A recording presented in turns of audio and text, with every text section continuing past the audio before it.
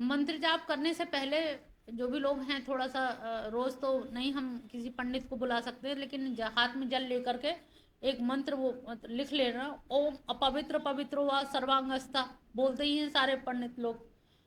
गतो गतो अपि वा या स्मृत पुण्यकाक्ष वा बा अभ्यंतर शुचि। तो ये हमें लगता है पंडित जी ने हमको शुद्ध कर दिया, और सही अर्थ इसका ये है कि पंडित जी ने शुद्ध नहीं किया, न इसने मंत्र ने शुद्ध किया। या स्मरेत पुण्यकाक्ष बाय आभ्यंतर शुचि, जिसने पुण्यकाक्ष यानी कि भगवान कृष्ण का ध्यान कर लिया तो बाह्य रूप से और आंतरिक रूप से शुचि यानी कि पवित्र है ही। अगर नाम नहीं लिया है, ये वही पांचरात्र जैसा हुआ कि आराधितो हरि तपसा तथा किमा ना आराधितो हरि तपसा तथा किमा अंतर बहिर हरि तपसा तथा किमा ना अंतर बहिर हरि तपसा तथा किमा। अगर अंदर हृदय में भगवान कृष्ण विराजमान नहीं है तो लाख आप तपस्या करिए, क्या फायदा। अगर भगवान नहीं है, बाहर बहुत सारे देवी देवता की पूजा कर लो तो वो सारी अविधि पूर्वक मानी जाएंगी, उससे क्या लाभ। तो वही बात यहाँ पर कही गई है। तो हमको लगता है उन्होंने हमें ओम अपवित्र पवित्र सर्वांगस्थो तो इस धुन में बोलते हैं तो हमें लगता है अरे उन्होंने हमें पवित्र कर दिया, हम तो बहुत अशुद्ध थे। तो तुम्हें सुविधा के लिए बता रहे हैं कि जो वस्त्र आपने धुले वस्त्र पहने हैं, ये मंत्र आप लिख लीजिएगा, बोल करके अपने ऊपर छींटा डाल लीजिए। ओम केशवाय नमः, ओम वासुदेवाय नमः, इस तरह से शुद्धता कर लीजिए। और जाप अगर आप मंत्र का संकल्प लेके करते हैं तो संकल्प का भी मंत्र है, संकल्प लेकर के भी आप कर सकते हैं कि हमें एक पुरस्चरण होता है 1,40,000 का, अगर हम कर सकते हैं। एक टाइम होता है पुरस्चरण का और एक विधि निश्चित विधि होती है और संख्या होती है, निश्चित संख्या में करना पड़ेगा और निश्चित टाइम होता है दिन में कि कितने दिन में हमें पूरा करना है। तो ये अनुष्ठान और पुरस्चरण इनके लिए भी हमें फिर नियम पालन करना पड़ता है। और ये ऐसे ही है, इसको कहते हैं संकल्पित जो भजन होता है वो फलीभूत ज्यादा होता है।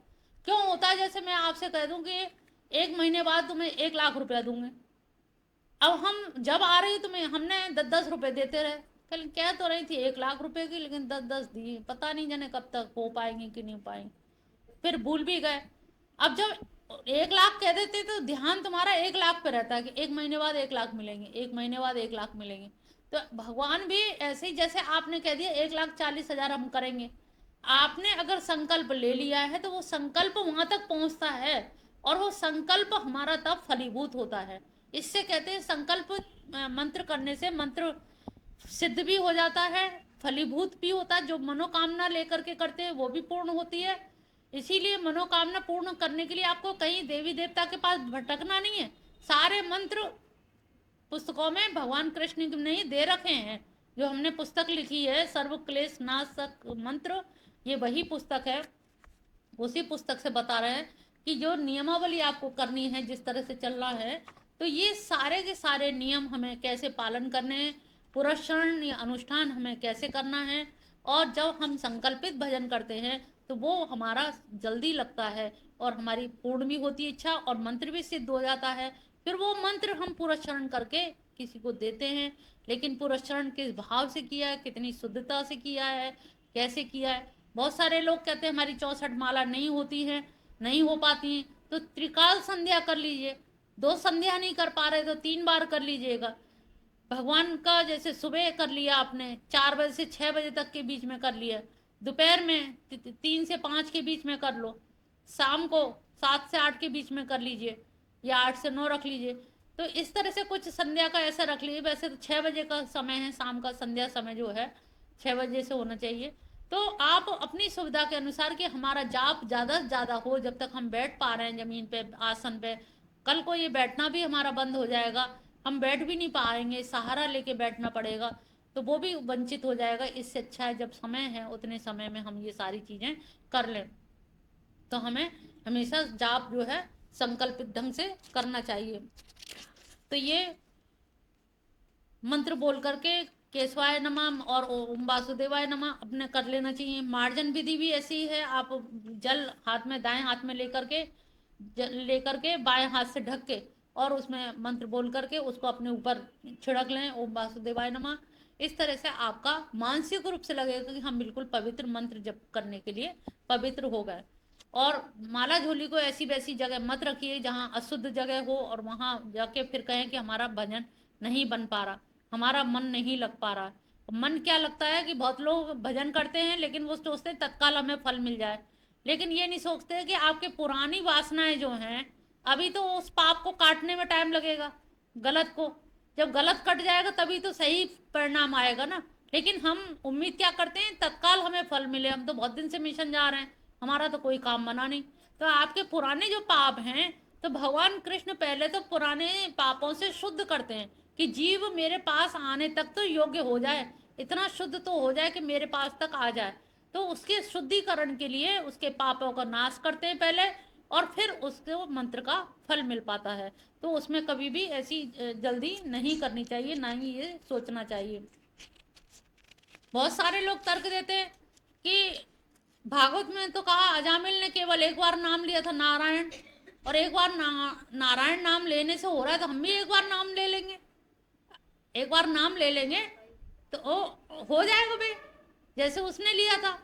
तो वो एक बार नाम लेने का अजामिल की जो कहानी है वो दरअसल समिधा लेने गया था, ब्राह्मण था और उसके पिताजी यज्ञ के लिए समिधा लेने जंगल भेजा था।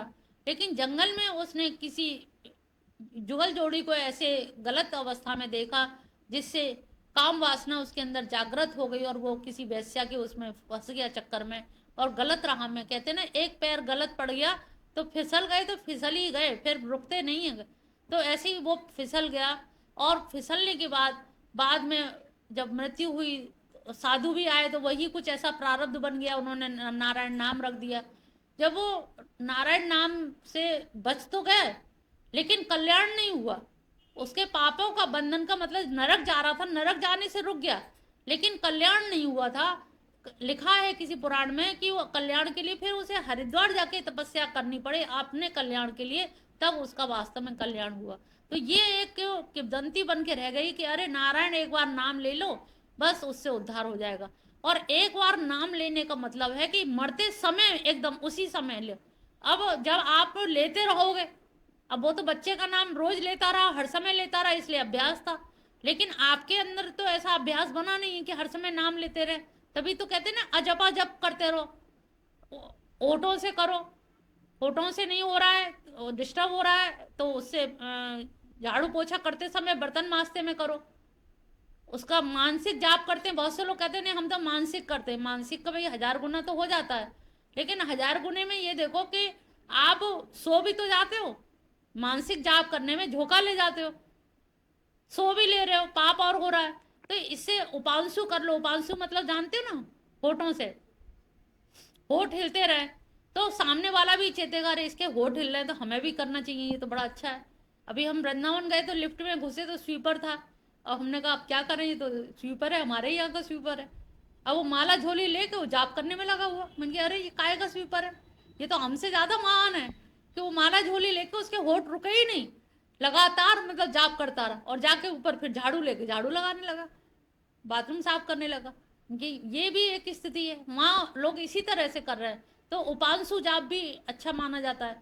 अगर उपांशु भी नहीं हो पा रहा है तो कीर्तन करने लगी है, कीर्तन भजन करने लगी, जोर से एक भजन गाने लगी है, कोई कीर्तन काम करते चलो, नाम रटते चलो, कीर्तन करते चलो। तो इस तरह से आपका वो निरंतर बना रहेगा। भजन गा लोगे तो कोई ना कोई काम ऐसा कर लोगे तो आपका उपांशु से और उससे मानसिक से, क्योंकि मानसिक में जो सोना, जो नींद का झोंका आता है ये बड़ा पापकारी हो जाता है। इसीलिए गीता में भगवान ने क्या बताया, आंखें अध खुली रहे, नासिका के अग्रभाग पे देखते रहें। आधी खुली आंखों से तो नींद नहीं आएगी क्योंकि बंद नहीं होगी, और पूरी आंख खोलोगे तो संसार देखोगे। तो इसलिए आंखें आधी खुली बताई हैं, कि अध खुली नेत्रों से नासिका के अग्रभाग को देखोगे, तब आपका ध्यान सही रूप में लग पाएगा। तो जाप में हमें ये ध्यान रखना चाहिए कि हमारा मानसिक जाप हो तो वो शुद्ध जाप हो, उस जाप में कहीं कोई चीज ऐसी ना हो जाए कि जो गलत हमारे लिए लाभकारी ना हो। तुलसी माला सभी लोगों को पहननी चाहिए। स्कंद पुराण में भी कहा गया है कि तुलसी माला जो पहनता है उसे कोई भी प्रेत बाधा या ऊपर की हवा कभी कोई पकड़ नहीं पाती है। लेकिन यहाँ के लोगों में देखा है कि प्याज नहीं छोड़ेंगे लेकिन तुलसी माला छोड़ देंगे, जबकि तुलसी माला का इतना बड़ा योगदान बताया है कि एक हमारे यहाँ सज्जन आए तो उन्होंने ये कुर्ते के अंदर तुलसी भी पहनी थी और कुर्ते की कॉलर पे वो जय श्री कृष्ण लिखा था। तो हमने पूछा, मैंने भैया ये कहाँ टेलर से बनवाया है, बड़ा अच्छा लग रहा है, जय श्री कृष्ण लिखवाया है। कहले मैंने इसलिए मेरे सारे कुर्तों पे लिखा हुआ है कॉलर पे जय श्री कृष्ण, कि मैं मरूंगा एक्सीडेंट से या जैसे भी मरूंगा तो कम से कम यमदूत नहीं ले जाएंगे, वो कहेंगे कि ये कृष्ण का कुत्ता है, पालतू कुत्ता है कृष्ण का, और पालतू कुत्ते को कोई पकड़ता नहीं है। जैसे गाय है, रस्सी लटक रही है और खूंटा लटकाया है तो हम लोग बांधते नहीं है कि ये किसी और की गाय है, पकड़ेंगे नहीं, तो इसलिए मुझे यमराज नहीं ले जाएंगे। जबकि बहुत बड़े वो आदमी हैं और उनका ये विचार सुना तो अच्छा लगा। इस तरह से भी लोगों का चिंतन है। और कंठी माला, कंठी का मतलब है कंठ से लगी रहे। कंठी ये नहीं कि हम लंबी पहन ले छुपा ले, लोग क्या कहेंगे, लोग हैं क्या, लोग कौन है वो तुम्हारे कहने वाले, उन लोगों की औकात क्या है कहने वालों की, क्या इनसे ज्यादा है? हमने उनको दे दिया है, उनके लिए कर रहे हैं, जब उनके लिए कर रहे हैं तो हमें वो शर्म लिहाज और ये सारी चीजें औपचारिकताएं छोड़ देनी चाहिए। तो तुलसी माला का बहुत ज्यादा सनत कुमार वगैरह ने भी दिया है, बहुत सारे मंत्र शास्त्रों में दे रखे हैं। जब शास्त्रों तो बात हुई ना कि शास्त्र के अनुसार ही होना चाहिए, तो शास्त्र के अनुसार ही पूजा विधि का इसमें दिया हुआ है। हम भगवान जी को निला धुला के बाल भोग रखना चाहिए, बाल भोग और एक गिलास में जल रख दें। बाल भोग के बाद में फिर राजभोग का समय आता है, और इसमें वर्णन यही है पहले भोग करा दें उसके बाद आरती करें, और पहले भोग उसार देते हैं तब आरती करें। और आरती भी नीचे वाले अंगों की चरणों की 4 बार करें, बीच में 2 बार और मुख की 1 बार, इस प्रकार से 14 बार आरती की जाए। और ऐसे जब आरती की जाएगी फिर उनका राजभोग रखा जाए, और बीच में 3 बजे 4 बजे के बीच में फिर जल का गिलास अलग से रख के फिर एक और कुछ मेवा थोड़ी सी या कुछ और रख दें। फिर रात्रि की ब्यारू कराई जाए, ब्यारू का पूरा भोजन जैसे आप करते हो थाली में लगा के ब्यारू हो, और उसके बाद में फिर एक छोटा सा गिलास दूध का या पानी का रख के कुछ मेवा रख के रख दी जाए कि रात में भगवान गुरु का ध्यान करके हे गुरुदेव हमारे कन्हैया जी को निकुंज लीला में ले जाइए, और ये वहां जाकर राधा रानी से मिल करके अपना निकुंज लीला करके सवेरे वापस उनको ले आइए। और आप साथ जा करके इनके लिए सुविधा के लिए हमने जल और मेवा सब रख रखी है, इस तरह से उनको विदा करने के लिए एक आह्वान करें रात्रि तक सुलाने के लिए। तो उनका भोजन, उनका स्नान, उनका ये सारी चीजें विस्तार से ये पुस्तक आप ले लेना, सभी के लिए ये उपयोगी रहेगी। मंत्र भी इसमें सब दे रखे हैं, वो सारे शास्त्रों के प्रमाणों सहित ये मंत्र दे रखे हैं। और इससे जब जो आप करेंगे तो वो एक विधि विधान के अनुसार आपकी पूजा अर्चना होगी। तो वही ये पूजा तो सभी कर रहे हैं। ते अपि मामे कौनते यजंत अविधि पूर्वकम, भगवान कह रहे हैं कि बिना पूजा के तो कोई आदमी रहता ही नहीं है। बहुत से लोग पितरों की पूजा कर रहे हैं, कोई प्रेत की पूजा कर रहा है, कोई काली की पूजा कर रहा है, कोई हनुमान की पूजा तो सब कर रहे हैं, लेकिन कौन थे ये सब अविधि पूर्वक मेरी ही पूजा कर रहे हैं, लेकिन अविधि पूर्वक। अब हम यहाँ से अगर एक लोटा जल चढ़ाएंगे तो बिठूर तक जाने में कितना टाइम लगेगा, सूख जाएगा, पहुंचेगा ही नहीं। तो वही है, कृष्ण तक पूजा हमारी पहुंच ही नहीं पाती है और हम वहां तक जा ही नहीं पाते हैं, हम दूर और चीजों में भटके रह जाते हैं, और भटकते भटकते हमारी सारी उम्र ऐसे ही निकल जाती है। लगता है कि हम भजन पूजा बहुत कर रहे हैं, लेकिन वो ना के बराबर हो जाती है, और ना के बराबर होके हमारी पूजा का कोई मतलब वैल्यू नहीं रह जाती। और लोगों को देखने में रहता है कि अरे हम तो बहुत ज्यादा पूजा करते थे, इन पे तो विपदा ही विपदा है। गोपी चंदन की कहा गया कि तुम जो भक्त लोग हैं, वैष्णव जो लोग हैं, गोपी चंदन जरूर लगाना चाहिए। भगवान के नहीं लगाओ लेकिन अपने गोपी चंदन अवश्य लगाएं, और ओम केशवाय नमः करते हुए हथेली में थोड़ा सा पानी डाल के उसको घिस लें, और वो गोपी चंदन लगा के जब आप जाएंगे तो कोई भी आपको ऊपरी कोई बाधा या किसी तरह की कोई परेशानी नहीं आती। तो गोपी चंदन, लाल बिंदी आप लगा रहे हो, उसके नीचे एक छोटा सा गोपी चंदन का वो लगा लें और यहाँ कंठ में लगा लें। तो ये छोटी सी चीज है जिनका कोई बहुत वो नहीं है और अच्छा ही लगेगा आपको, इसका बड़ा फर्क पड़ता है।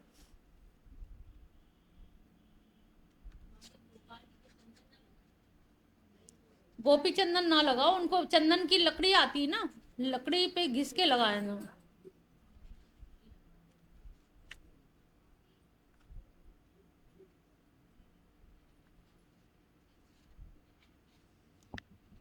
चलिए फिर विस्तार से बाद में और बताएंगे, इसमें बहुत सारी चीजें हैं, किस तरह से पूरा पूजा विधि होनी चाहिए, किस प्रकार से होनी चाहिए, करना चाहिए।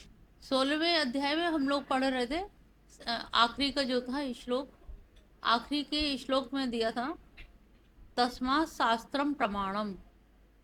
आप कोई भी कार्य करें तो उसके लिए शास्त्र ही प्रमाण है, और शास्त्रों को प्रमाण मान करके आप जो भी विधि निषेध नियम कानून है, वहाँ कोर्ट काय की चलती है, शास्त्रों की, और जजमेंट देने वाला कौन है, ईश्वर।